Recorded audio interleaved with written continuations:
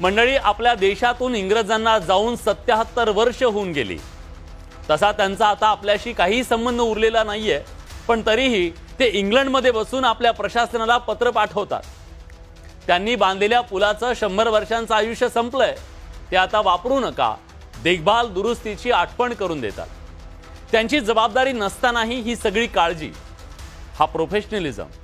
दुसऱ्या बाजूला आपले नेते मात्र एकाच पुलाचं 3 वेळा उद्घाटन करण्यात आणि श्रेय आपल्याला कसं मिळेल याच्यासाठी झगडत असतात। जबाबदारी मात्र कुणीच घ्यायला तयार नसतं। आपल्या सरकारांनी कंत्राटदारांनी बांधलेले पूल काही वर्षात कोसळतात, कारण पैसा कुठे, किती आणि कशात खावा की गिळावा याचं भान उरलेलं नाहीये।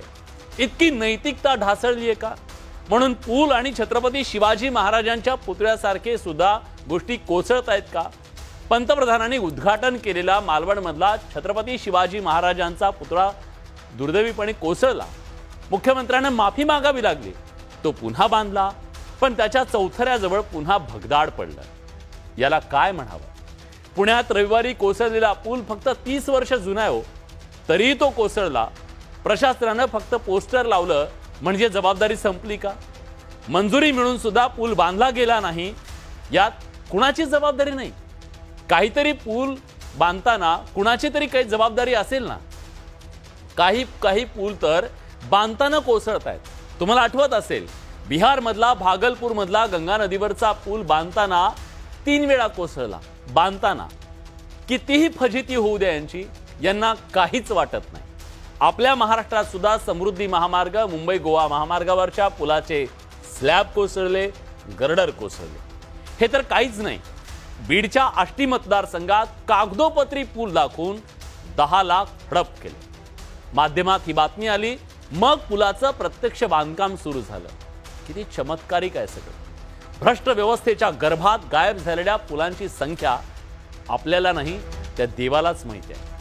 पुलांच्या रडकथा तर आपल्याकडे नव्या नाहीयेत। मध्य प्रदेशातील भोपाळमध्ये एक रेल्वे ओव्हर ब्रिज बांधलाय, खर्च 18 कोटींचा झालाय।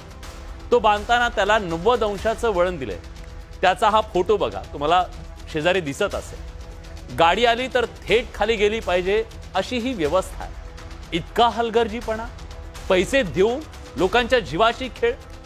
कसं सामान्य माणूस काही गोष्टी काळानुरूप विसरतो, या गोष्टीचा सगळ्यात जास्त फायदा नेते मंडळी घेत असतात। थोडीशी आठवण करून देतो, 2 ऑगस्ट 2016ला महाडमध्ये सावित्री नदीवरचा जुना पूल कोसळला, 40 लोक मेले। त्यानंतर राज्य